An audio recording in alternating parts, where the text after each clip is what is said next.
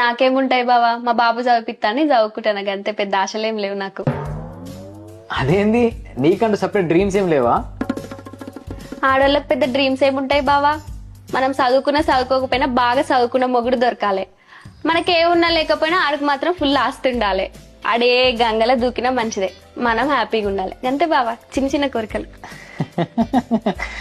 నువ్వే ఇంతనా లేకపోతే మీ క్లాస్ మొత్తం ఇంతేనా?